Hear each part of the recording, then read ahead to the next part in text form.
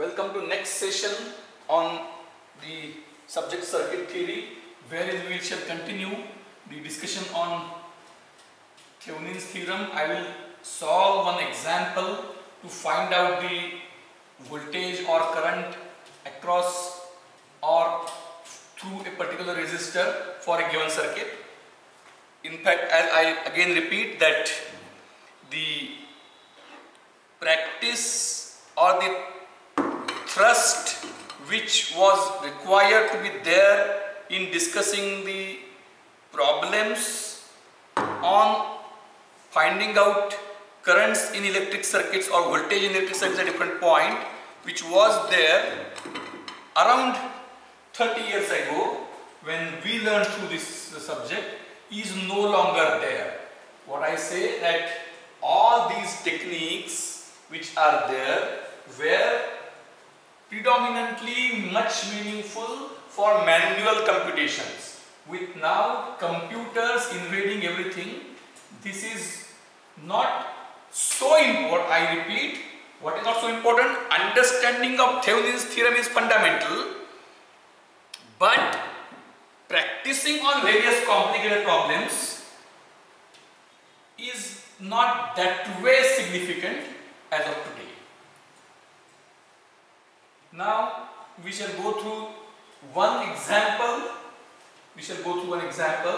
And after that example I will mention some other techniques which are there, and then instead of spending, this is some initial part of the first module, there are a few other things as well, but what I intend to do is I intend to proceed with the next important aspect, and that is very important. So we shall go through the RC circuits after finishing few remaining parts of this first module. So the first module means I will also give you some other reading material which you can independently access, so that we can very easily proceed with the what is required is the classroom teaching should be for relevant things, not to repeat something which is otherwise available to you.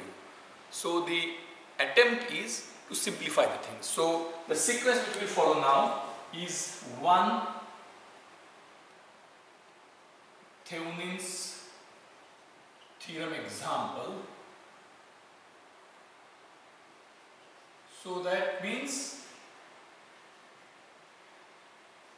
to all these things which we are doing is to compute the electric voltage across a resistor or electric current through a resistor in a given circuit.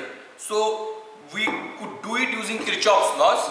Now Thevenin's theorem is one of the ways of doing the same thing with less computational efforts. There is similar theorem called as Norton's theorem. There is another one called as superposition theorem. Then there is Millman's theorem. So Norton's theorem, Millman's theorem and superposition theorem, all these are there. But what I am trying to mention is that the concept of current source, I am not introducing at this stage, because as I have already stated that it adds to confusion with no significant gain at initial stage. So I intend to finish one Thevenin's theorem example, then another I will introduce to you superposition theorem. It's one example, and then I will, so in this lecture, superposition theorem. Then third is maximum power transfer theorem.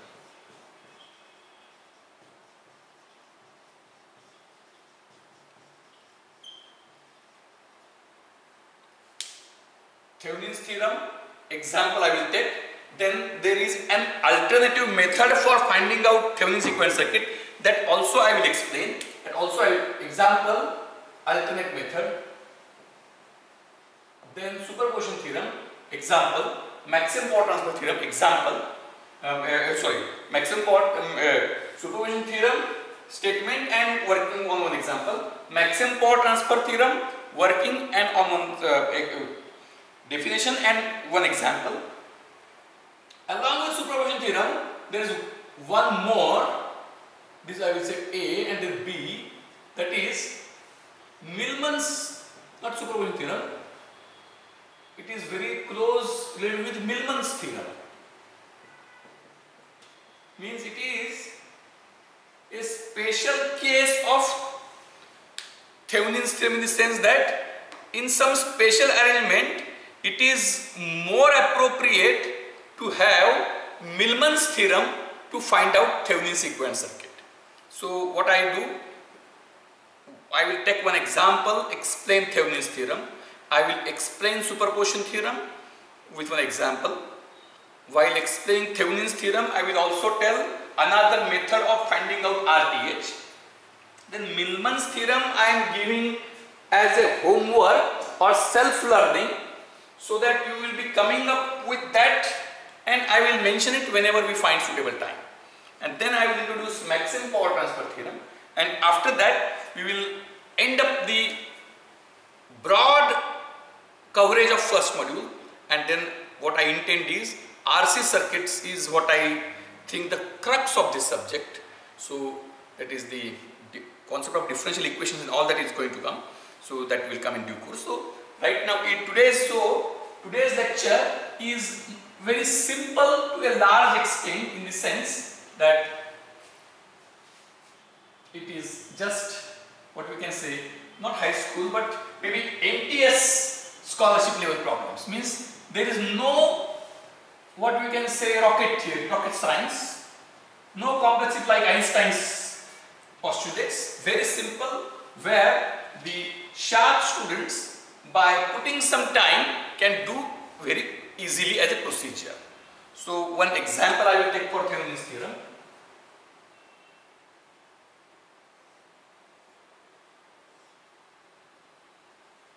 You might have heard of Wheaton's bridge.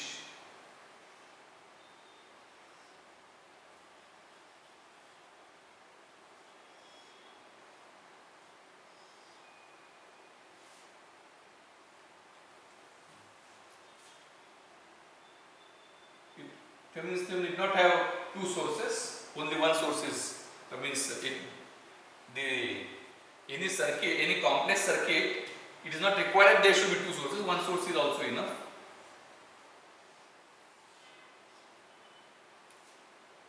It's a Wheaton's bridge which you might have studied in some standard.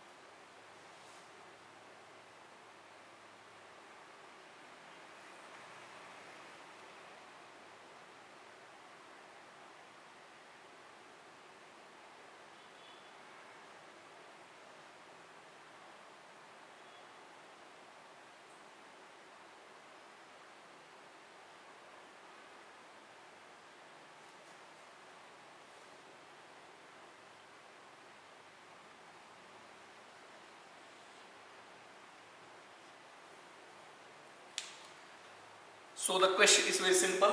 Question is, find out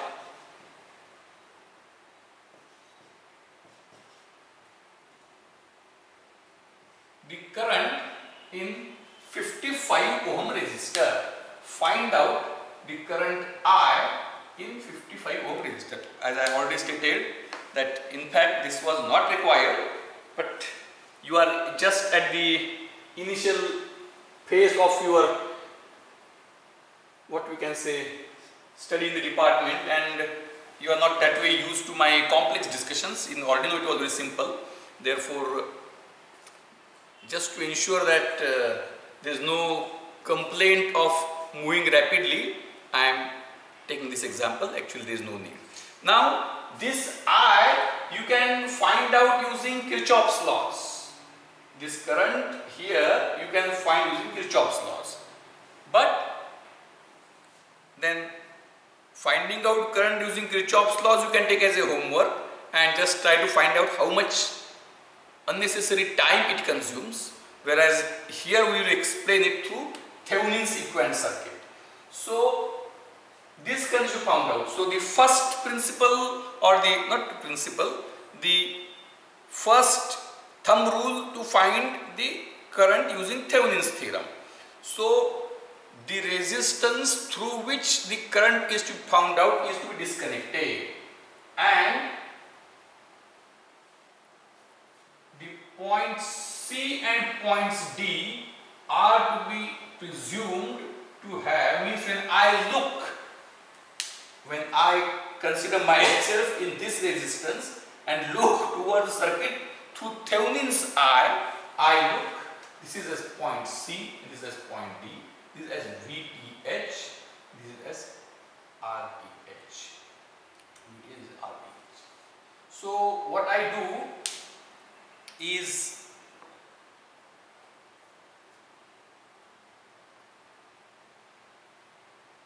point C and point D, I disconnected this, and then this I keep it as it is, 55 ohms, and then I connect it and find out the current. So what I should do, this VTH, what is this VTH? VTH is the Thevenin's equivalent voltage. How did you found out? Thevenin's equivalent circuit voltage you found out, that voltage would be the voltage which will appear in the given circuit. I am finding out Thevenin's equivalent circuit between point C and point D for the given circuit. So Thevenin's equivalent circuit consists of VTH and RTH.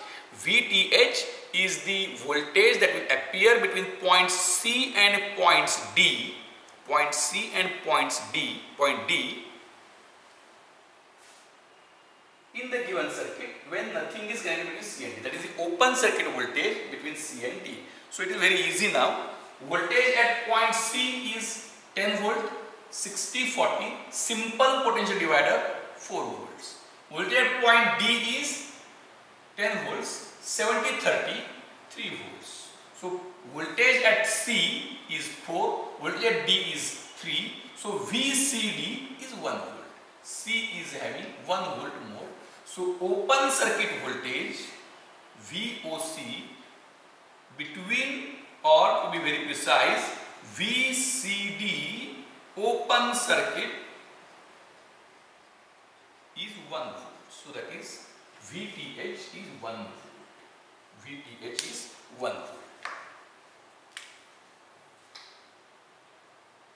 Now to find RTH. How to find RTH? How to find RTH? For finding out RTH, we are required to find short circuit current. We are required to find short circuit current. So, finding out short circuit current here is somewhat tricky. Find out short circuit current means if we connect directly these 2 points, what would be this current? Is to be found out. So, how will you find out this short circuit current? Then, in finding out this short circuit current, so it's somewhat difficult.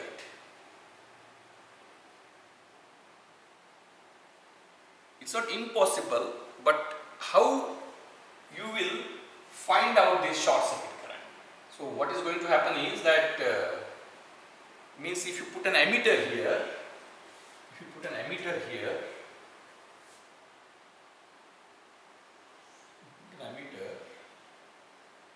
current will flow. If you put an ammeter, current will flow. How much current will flow? How to find out?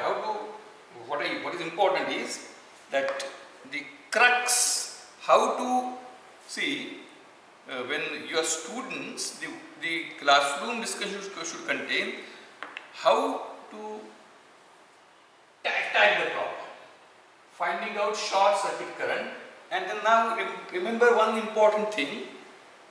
That important thing is that we are developing this entire method, Thevenin's equivalent circuit, to, as I already stated, that Thevenin's circuit is not an essential thing which must be known to find out there was 55 ohm resistor. The question was find out current in 55 ohm resistor. So Thevenin's theorem is not the only method by which it can be done. So Thevenin's method, Thevenin theorem is not exclusive. So it is claimed that Thevenin's theorem makes it simple. Thevenin's theorem makes it simple. So the question is, if it is going to make the thing simple, finding out VTH and RTH should be much simple. Otherwise, what will happen? The Thevenin's theorem, which is supposed to simplify the things, if the parameters of the Thevenin's, the values of Thevenin's equivalent circuit are difficult to be found out, then it is of no use. Are you getting me?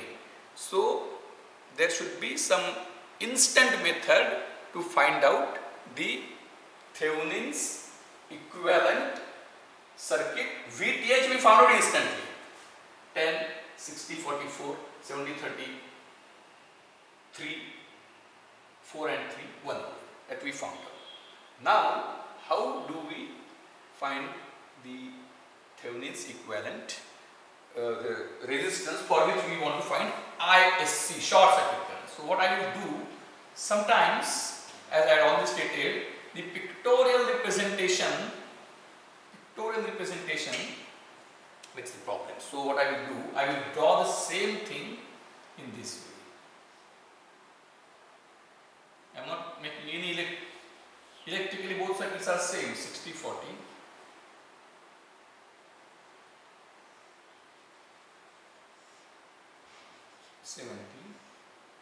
So you may get a good feel, maybe.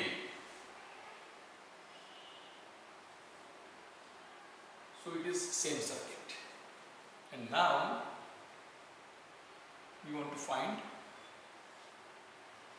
this current. What current will flow? This current I. Shorts. This is called as ISC. ISC. So, and this is 30.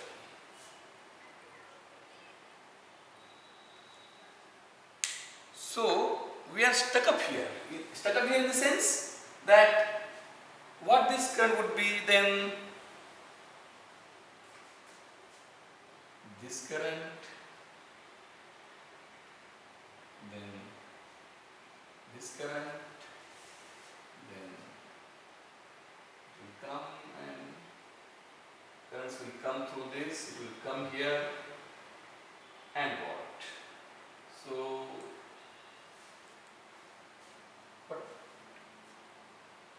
very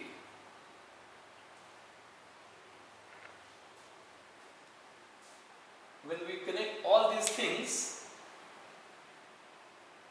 we are very much stuck up, means in the sense that I am not able to find this current so instantly. I am unable to find this current so instantly. So what I would like to suggest is that this is a very interesting aspect to find out this current. What alternative method we can have? It is short circuit, we can give a hint. It is short circuit. So as it is short circuit, what will be this voltage and this voltage? Both voltage will be same as it's short circuit. And how to find that? That is 40, 30, 60, 70. So what I am saying that finding out this current is taking some much more time. So that is, when these are same points, then again there can be the same point, what is the current? I will explain everything. So 60-70. 60-70 means their parallel combination. 60-70, 60 into 70 upon 60 plus 70 is the parallel combination. It is 42 by 30. This is 40 into 30 upon 40 plus 30. That is 1200 upon 70. That is 120 by 40 into 30. 60 to 70 is 420 by this, 420 by 7. So this is 120 by 7, this is 420 by 13. Then you find out this voltage. Once you find out this voltage, you will find this current, this current, this current, this current. So it is something which is taking much time. Therefore, even though we can find it out, but what we feel now is that finding out short circuit current is taking much time than which could have been there for finding out actual current in the circuit by using Kirchhoff's laws. Therefore, there is one different method to find out RTH. So VTH we have found out, and for RTH there is a simple method.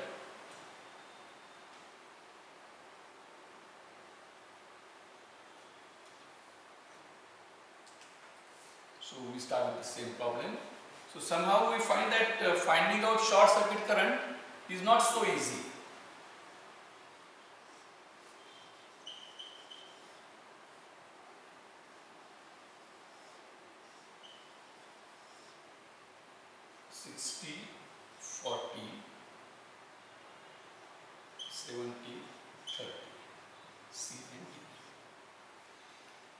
Now,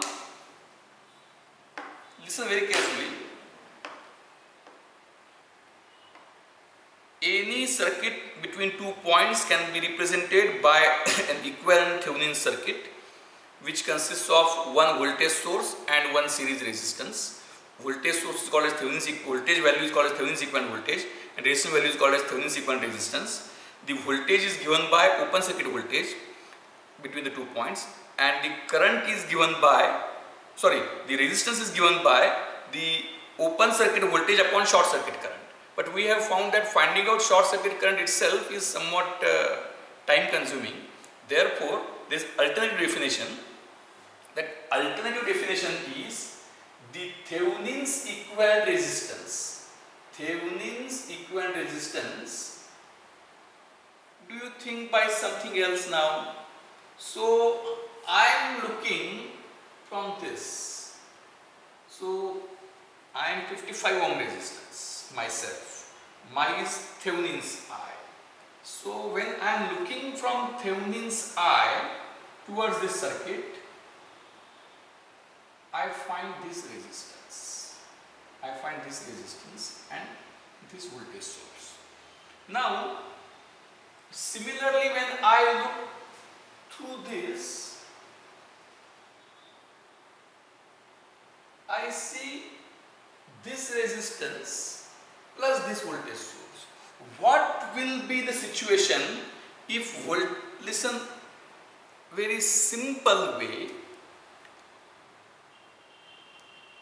what will be the Thevenin's equivalent circuit if the, so this is the given circuit, and I will find Thevenin's equivalent circuit between point C and point B. This is point A and point B.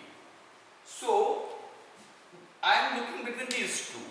What is equivalent resistance? So I am unable to find equivalent resistance resistance because I don't see only resistance. I see here also I see resistance and supply. If I see here, I observe supply here. So if this supply becomes 0 volts, if this supply becomes 0 volts, what would be Thevenin's equivalent circuit? Thevenin's equivalent circuit would be, Thevenin's equivalent voltage would be 0 volts and there would be only resistance. So if this becomes 0 volts, I will see this resistance. So what resistance I see if this becomes 0? This becoming 0 means, what is this? This is an ideal voltage source. This is an ideal voltage source, near ideal at least. So it does not have its internal resistance. So it becoming 0 means nothing and it's short. So it is short. So I look from this angle. So this is short here. If I put a short here, same is the case. So if I put short here, what happens? Things get drastically simplified. So RTH means the resistance which I see between point C and D. What is VTH? VTH is the voltage which I see between point C and D as it is without connecting anything. Whereas RTH is the resistance which I see between point C and D, wherein the voltage source is replaced by short circuit because its internal resistance is 0. Its classical definition I will explain later. So whatever the voltage source, you simply short it, make the voltage 0, it is shorted. This link I put here. So when I check resistance between these 2 points, 60-40 come in parallel, 70-30 come in parallel. When 60-40 come in parallel, its resistance is 60 into 40 upon 60 plus 40, that is 24 ohms. 70 into 30 upon 70 plus 30, that is equal to 21 ohms. And when I between C and D, this parallel this, in series with this parallel this. So 24 plus 21, that is 45 ohms. So 1 volt is Thevenin's voltage, 45 volts is Thevenin. So this 1 volt is Thevenin's voltage, 45 ohms is Thevenin's resistance, this 55 ohm. So the current through this would be 1 volt upon 45 plus 55, that is 1 volt upon 100, that is 10 milliamperes. The answer is 10 milliamperes. So the finding out short circuit current is not that easy, in the sense that its simplicity means what we want Thevenin's theorem to simplify the things, whereas we find that finding out RTH by VOC upon ISC is somewhat difficult because computing ISC is somewhat difficult. Therefore, alternative method is the Thevenin's equivalent voltage is given by the open circuit voltage between the 2 points, and Thevenin's equivalent resistance is given by the resistance which is seen between these 2 points of the given circuit, where all the voltage sources are short circuited. The classical definition is there, but right now I will not go with the definition. So that, or I will mention it, that the voltage sources are replaced by their internal impedances. Voltage sources are replaced by their internal impedances. We have assumed it to be an ideal voltage source, so we shorted.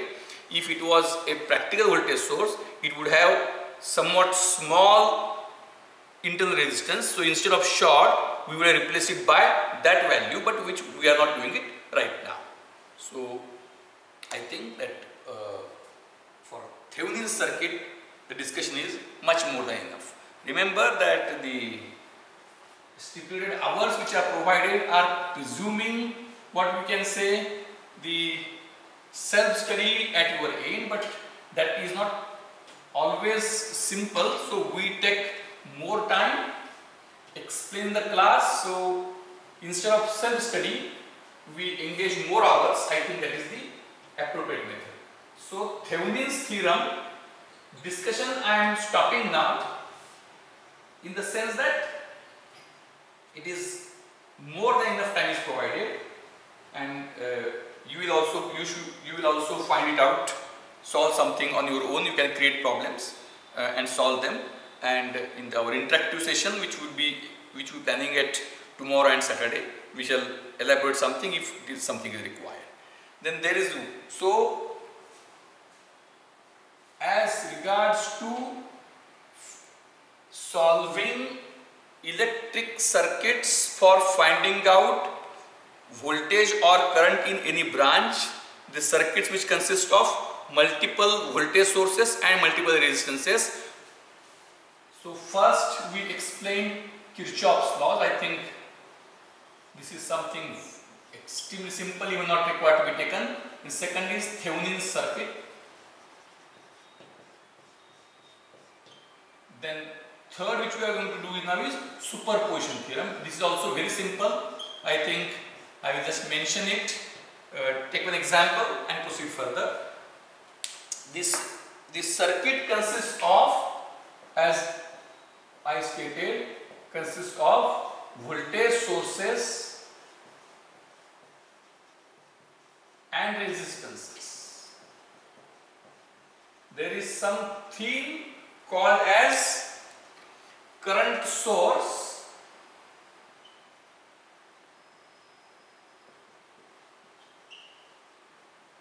which I am not touching at this stage, because why I am not touching? It is somewhat confusing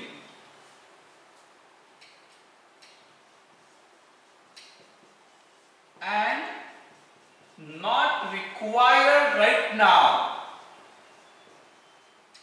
for further understanding.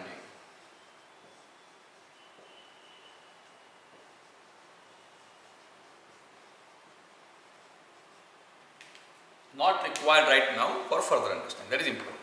So this we will elaborate later.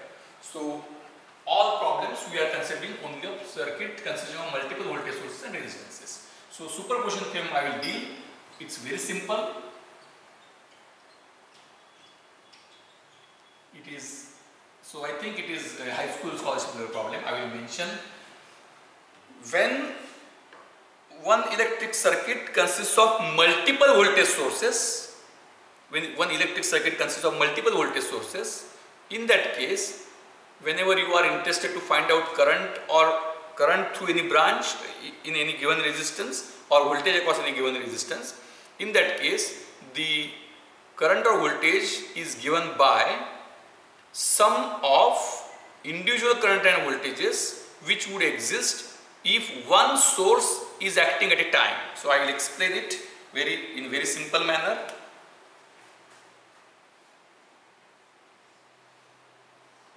Most simple example I will take as it is.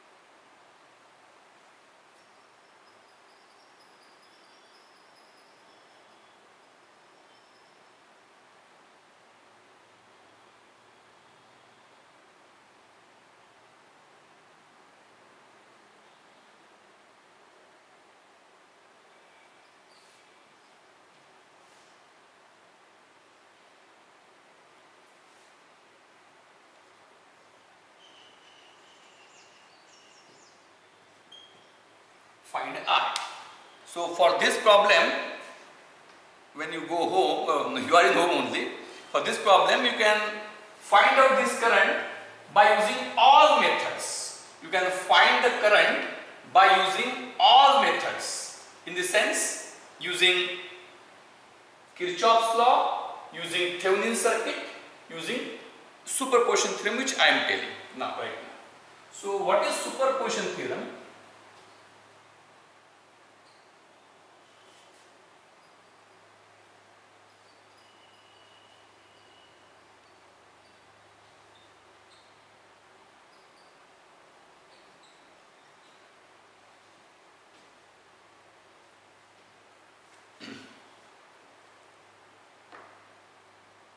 I think values we have taken are not good. Good in the sense that they will provide us problems in finding out the parallel combinations. So we take a somewhat simpler, very simple values. 10 ohm, 10, no problem, that is not so important. Right. So, you can solve using Kirchhoff's laws, Thevenin's theorem, and now superposition theorem. So, this voltage source I will give name as A, and this voltage source I will give name as B. Now I have to find out this current. So, the current is to be found out. The current is to be found out by a method called as superposition theorem. So, there are two sources. If source A is active, then what current would have flown? When I say when source A is active, other source is 0 volts. 0 volts means this is an ideal voltage source, so voltage becomes 0. There is 0 series resistance, so it's a short. So to be practical in solving problems, take one voltage source acting, short other voltage source, find out the current. So what is IA? IA would be the current through this 10 ohm resistance. IA would be current through this 10 ohm resistance if I short voltage source B. If I short voltage source B. Now how you can find that? It is very easy now. This, remember, I cannot afford to spend much time on this. I will move rapidly because it is quite simple. So 10 ohm parallel. 10 ohm parallel is 10 into 10 upon 10 plus 10, that is 5 ohm. So this is 10 ohm plus 10 parallel 10, that is 10 plus 5 will be 15 ohm. So total resistance 15 ohm, voltage 20 volts. So current through this would be 20 by 15. This current is 20 by 15, and these two are equal. These two are equal. So if these two are unequal, then for finding current some computational requirement would have been more, but now it is very easy. So it's very simple. Remember, this source I have short circuited. This is acting, so I am finding IA. So this 10 and this 10 parallel is 5. So 10 plus 5, 15. So total current is 20 by 15. Of that, half will go here, half will go here. So IA is 20 by 15 upon 2. 20 by 15 upon 2. That is 10 by 15. IA is 10 by 15. Now for finding IB, what will happen? For finding IB, I will put this 10 volts. I again repeat that it is very simple. I will put this 10 volts here. I will have this short.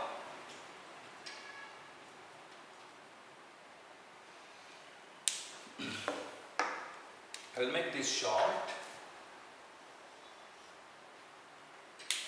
Then 10 parallel 10, this is 10, so same thing, 10 plus 5, 15, this current would be 10 upon 15, this current would be 10 upon 15, and IB would be half of that, because this is 10, this is 10 same. So IB would be 10 upon 15 upon 2, that is equal to 5 upon 15. So IA is 10 by 15, IB is 5 by 15. So total current I would be 10 by 15 plus 5 by 15, that is equal to 15 by 15, 1 ampere. Very simple. 1 ampere total current. So superposition theorem is quite simple. I think as I already stated, that the circuit theory is a very classical subject with not much fundamental changes in centuries together, but the things are too advanced. Therefore, the thrust which should be there on some simple modules of this subject should be negligible. Therefore, I am rushing through. So I think superposition theorem is very simple. If there are 3 sources, then you can construct a circuit, take one, short other 2 voltage sources, and find out the current, that is IA. Then you can have IB and IC. Total current would be IA plus IB plus IC, and you can. So the best homework for you would be take a circuit consisting of 3 sources with many resistances and find out current in any given branch by using Kirchhoff's laws, Thevenin's theorem and superposition theorem. So I think that would be much meaningful exercise for you. For GATE examination, the expertise required or what we can say, the only situation where expertise in solving circuit related problems is GATE examination. So from that aspect, and that GATE examination being very meaningful, we can't ignore this. Computers are there, but for GATE examination, it is just like CET when you came to Walchand College. So you were required to have expertise in some calculations because you have to crack CET. Just to crack GATE, you are required to have expertise in solving these problems. Otherwise, in real applications, computers do all these tasks. So I think it is enough for superposition theorem now. Millman's theorem, as I have already stated, you try to have a independent. Now, see, there's a few people say now, sir, give notes, give material. I think it's not needed. When you just give Google, you will get the sufficient information.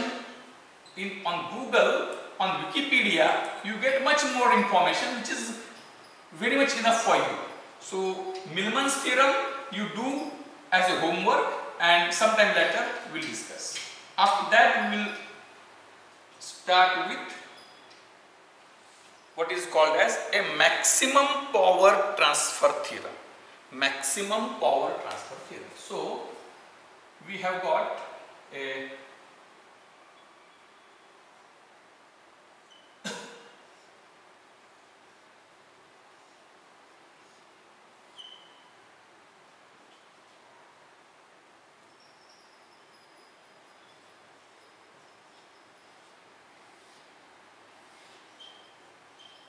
and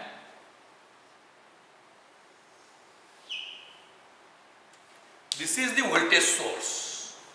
This is the voltage source available to you, A and B. Now you connect load resistance here, RL. So I will explain the maximum power transfer theorem partly now, and you would be required to think on it independently and come up with the answer. So it is RL, load resistance, which is variable. Now I will give a very interesting example. In fact, it's very I will address it through application. So this is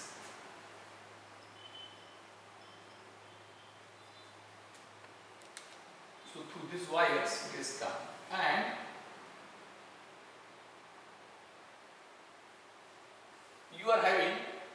this I can have, just to give a feel, 100 volts. 100 volts, and this is not so critical. Anyway, let's look at 10 ohm, 10 ohm. This I will make it 200 volts. This is the power supply available to you, and your application is so it's the maximum power transfer theorem. While explaining, I have made a few changes so that it activates you very effectively to think, and then we shall, in the next lecture I will explain. Before that, I am in the Google form itself for today's lecture, I will add this question for this maximum power transfer theorem, so that you submit Google form after spending some time on work. In today afternoon you may not have anything, so you can work on it and submit the answer. Now this is the, so what is voltage here if you measure 100 volts? Why? Because between point A and B you have got a Thevenin sequence circuit of 100 volts and 5 ohms. This is the source available to you. So this A and B is equivalent as, there is a power which has come to your room is these points A and B, and you want to use this to heat the water in your bucket. So this 100 volt voltage source, this is 5 ohm internal. Now for this voltage source it is as well as internal resistance. So if when I look from this towards the circuit, this is internal. So I have got a voltage source. How I have constructed, I have shown 200 volts, 10 ohm, A and B. So from when I say through this, I have voltage source 100 volts, I have internal resistance 5 ohm. So here, suppose if you bring a coil, heating coil. Here when you bring a heating coil, it will start heating the water. Now, how much, so when you go and say, I want heating coil, then you get various heating coils. What is the difference? The resistance is the difference. It may have 10 ohm, 20 ohm, 5 ohm, 1 ohm resistance. Various means heating coil means it is just a resistance. Now it is made up of nichrome. It is just a resistance, that's all. So resistance has only one value, that is resistor is having only one value, that is its resistance. Now you use this heating coil to heat the water in a bucket, and you want to heat the water at fastest rate. So this is given as fixed. This is fixed. So the question which every student should think on their own, if you are able to do it, and that time don't search on Google. You are the creators of maximum power transfer theorem. So the question is, if a supply is available to you which consists of 100 volt voltage and 5 ohm resistance is to be used to heat the water using a coil, to get the water heated at maximum rate, how much ohm coil I should use? The heating coil is having various values of resistances. To maximize the heating, what should be the resistance of heating coil for this given situation? This is the very significant question, and I appeal everybody of you to come up with the answer, which we will deal tomorrow. I will put this question in the Google form.